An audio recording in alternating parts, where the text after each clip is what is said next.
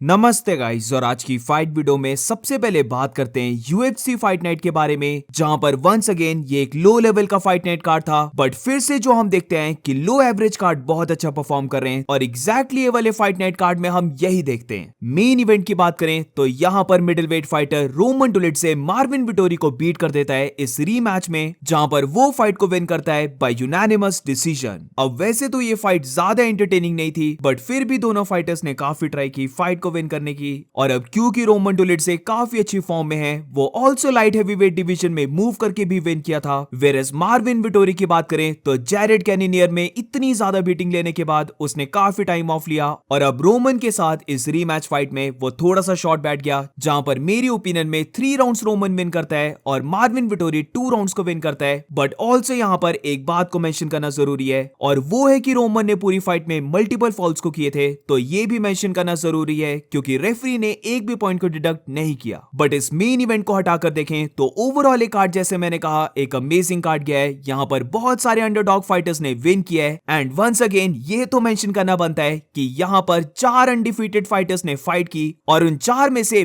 बस एक fighter win किया है, यानी कि इस वाले फाइट नाइट कार्ड में भी 3 अनडिफीटेड फाइटर्स बीट हुए। अब मेरे पास कोई स्टैट नहीं है, बट मैं बहुत ज्यादा कॉन्फिडेंट हूं कि इस साल अगर हम लगा के चलें तो मोर देन 60 या फिर 70% अनडिफीटेड फाइटर्स बीट हुए होंगे। ऑल्सो इसके साथ फेदरवेट फाइटर केविन वेलेहुस की भी बात करना बनती है। इस कार्ड में वो अपनी फाइट को विन करता है बाय फर्स्ट राउंड नॉकआउट, और ये नॉकआउट देखने के बाद काफी लोग केविन वेलेहुस को कंपेयर कर रहे हैं इलिया टुपुरिया से, और बेसिकली बोला जा रहा है कि ये फाइटर फेदरवेट डिवीजन में इलिया टुपुरिया की लेगेसी को कंटिन्यू करने वाला है। ऑब्वियसली अभी कुछ भी नहीं बोल सकते, बट जिस वे से इस फाइटर ने फाइट किया है, एंड दी ओनली लॉस इसके करियर में जो है वो जॉन सिल्वा से आया है, प्लस इसके ऊपर से केविन वेलेहुस अभी बस 22 या फिर 23 इयर्स का है, तो वो सुपर यंग फाइटर है, बहुत ज्यादा पोटेंशियल है। तो अब लेट्स सी फ्यूचर क्या होल्ड करता है। अब नेक्स्ट अपडेट में जाने से पहले एक बार फिर से रोमन डुलिट से की बात करते हैं, क्योंकि अपनी फाइट को विन करने के बाद वो 2 फॉर्मर मिडिलवेट चैंपियंस को कॉल आउट करता है, जिसमें पहला नाम था इजराइल अदसानिया और सेकंड नाम रोमन लेता है रॉबर्ट विटेकर का। फाइट से पहले रोमन डुलिट से नंबर 12 रैंक पर था, वेरेस मार्विन विटोरी नंबर 8 रैंक को होल्ड कर रहा था। तो अब डेफिनेटली मार्विन को बीट करने के बाद मुझे लगता है कि रोमन डुलिट से अब टॉप 10 में एंटर होने वाला है। तो अब देखना होगा उसकी नेक्स्ट फाइट किसके साथ होती है, बट ये बोलना कि उसे अदसानिया मिलेगा या फिर रॉबर्ट विटेकर मिलने वाला है, तो ये मैचअप्स होने के लिए मुझे लगता है रोमन को अभी स्टिल 1 या फिर 2 फाइट्स को तो विन करना होगा। अब मिडिल वेट डिवीजन की बात लगी है, तो आज की नेक्स्ट फाइट अपडेट में बात करते हैं हमजा चिमाएव के बारे में, जहां पर रिसेंटली हमजा चिमाएव की ट्रेनिंग वीडियो बाहर निकल के आई है, और यहां पर मुझे हमजा चिमाएव बहुत ज्यादा ह्यूज लग रहा है।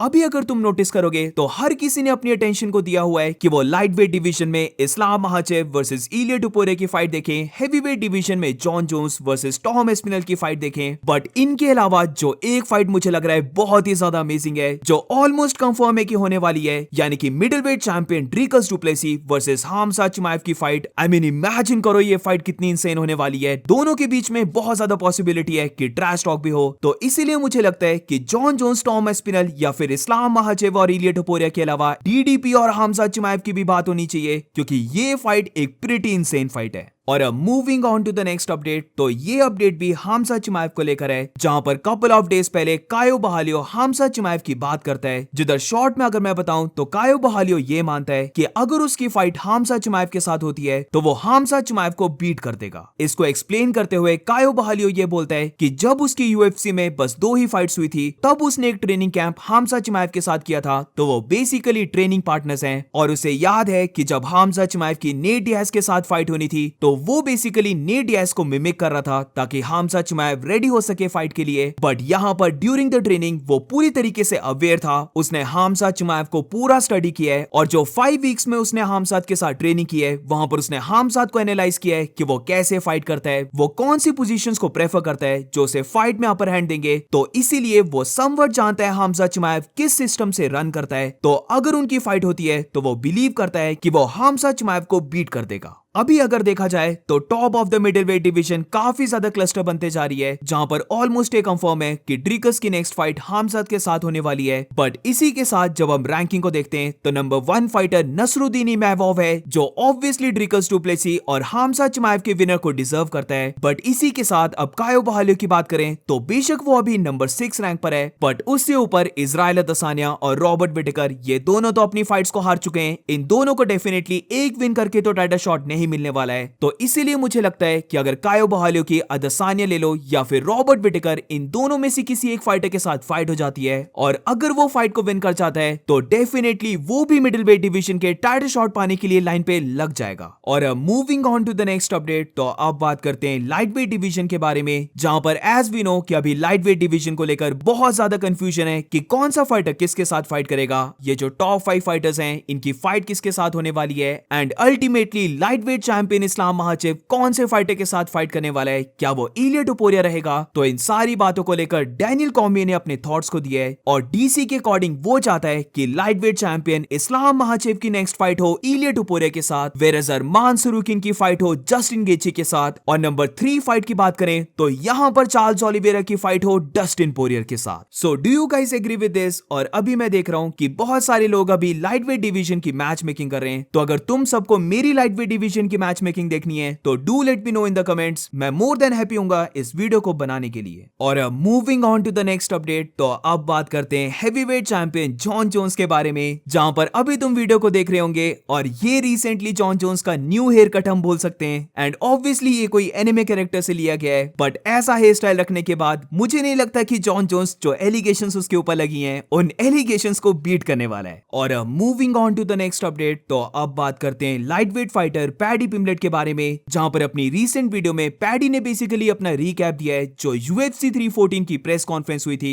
एंड ऑल्सो उसके ओपोनेंट माइकल चैंडलर के बारे में, जहां पर शॉर्ट में अगर मैं बताऊं तो पैडी पिम्बलेट ये कहता है कि काफी लोग सरप्राइज थे उसके साइज को देखकर अगेंस्ट माइकल चैंडलर, जिधर उसे तो पहले ही पता था कि वो माइकल चैंडलर से साइज में काफी बड़ा है, बट उसे अब जाकर रियलाइज हो रहा है कि काफी लोग शॉक हो गए थे उसके साइज को देखकर माइकल चैंडलर के अगेंस्ट। अब माइकल चैंडलर की पावर को एड्रेस करते हुए पैडी पिम्बलेट ये कहता है कि काफी लोग बोल रहे हैं कि माइकल चैंडलर उसे कैच करने वाला है, और अगर चैंडलर उसे कैच कर देता है तो चैंडलर उसे नॉकआउट कर देगा। तो बेसिकली यहां पर उन्हीं लोगों को रिप्लाई देते हुए पैडी पिम्बलेट ये कहता है कि ट्रस्ट ऑन हिम, ऐसा नहीं होने वाला है, वो माइकल चैंडलर को अपने क्लोज भी नहीं आने देगा। और बेसिकली ये सारी टॉक्स बॉबी ग्रीन की फाइट को भी लेकर थी, जहां पर काफी लोग ये बोल रहे थे कि फीट में बॉबी ग्रीन उसे बीट कर देगा, बट वी ऑल नो की फाइट में क्या हुआ, उसने बॉबी ग्रीन को नॉकआउट कर दिया। पैडी पिम्बलेट यहां पर पूरा करेक्ट हो सकता है क्योंकि वो एक यंग फाइटर है, वो कंटिन्यूअसली अपनी फाइटिंग को इंप्रूव करे जा रहा है, बट चैंडलर की पावर को लेकर जो लोग बोल रहे हैं वो भी अपनी साइड से ठीक है, क्योंकि पैडी पिम्बलेट की एक क्लियर वीकनेस है कि वो अपनी चिन को टग इन नहीं करके रखता है, उसकी चिन बहुत ज्यादा हवा में होती है। और माइकल चैंडलर के पास फॉर श्योर उतनी पावर है कि बेशक पैडी पिम्बलेट स्काउसर ही क्यों ना हो, उसने अगर पंच को लैंड कर दिया तो वो पैडी पिम्बलेट को नॉकआउट कर देगा।